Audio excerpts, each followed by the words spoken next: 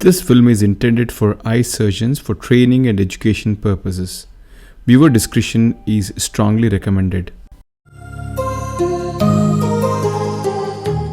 Hi, this is Dr. Deepak Megur and welcome to another interesting case. This is an unfortunate but a weird or a freak event which happened in one of my recent cases. And let's try to analyze and how to go around things. So he's a 55-year-old gentleman. The cataract is innocuous. There's nothing special. It's an extremely routine case. It's planned for a toric lens and the markings are done and everything can be as routine as possible. The Rhexis is done, the hydro procedure, and I have consciously done a hydrodelineation. This is a soft cataract, and my plan is to eat out the entire nucleus without dividing it. Something like a carousel technique.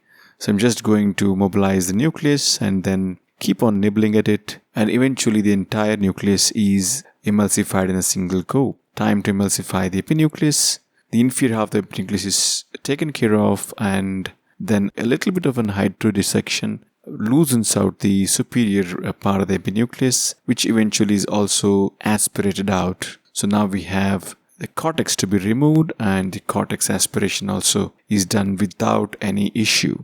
So far so good. The case was as perfect as it can be until now. The lens is loaded and placed into the bag. It also is fine, uneventful. Now is the time to remove all the ovary both in front and behind the lens, and then the lens would be aligned in its intended axis, that is 180 degrees. My assistants are already preparing for the other case on the other table, and I'm just going in with my irrigation cannula under the lens to remove the OVD, and this is what happens. It's such an irritating feeling which we get as surgeons. The case is almost done and I just need to align the lens, and out of the blue, it's totally unexpected. There's nothing wrong. I'm just lifting the lens as I would do in any other case to just go in under. I couldn't still figure out how the Rhexis tear happened. I just inspected later on the finishing of the cannula. It was also fine. But it is such an irritating thing to encounter. And now at this moment, how do you fix it?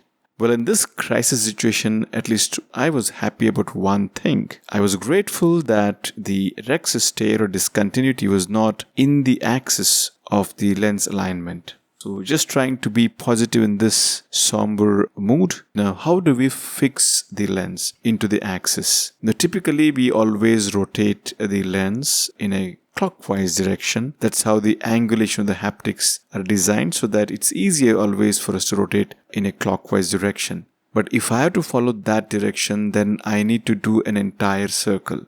And while doing so, the haptics are going to cross this tone edge, and there is always a risk of this tear extending still further.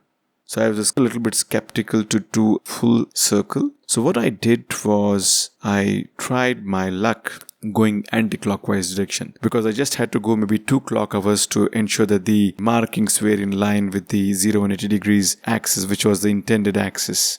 I thought I'll try my luck, and with my left hand having the irrigation cannula and the right hand the Senscuke, lens is gently nudged in an anti-clockwise direction, and we usually don't expect the lens to rotate so easily, but I can't thank my stars enough. The rotation was not difficult at all, and I could get the dots on the lens in line with the intended axis of placement.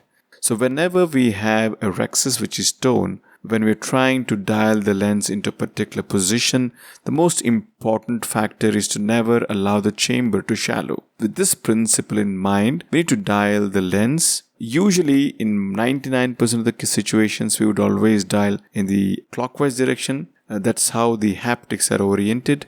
But in this case, because of an unusual complication, the Rhexis margin, I tried the anti-clockwise rotation, which was thankfully just for a couple of clock hours, and it did come out well. And before removing the irrigation handpiece, I'm just trying to hydrate the incision so that we don't lose the chamber, and then the other side port and the main incisions are hydrated.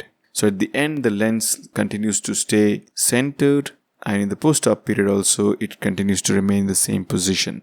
So this case was a right combination of bad luck and a good luck. Bad luck in the sense, Rhexis just got torn without any reason at all. and lucky because it was not in the axis of the intended placement of the lens. So I finished the case with the mixed feelings. Although I was annoyed by the unusual complication, but since I could fix the lens back in its intended position, I ended the case with being a little less annoyed and probably with mixed feelings. So that was it. Thank you for watching and hope you found this helpful.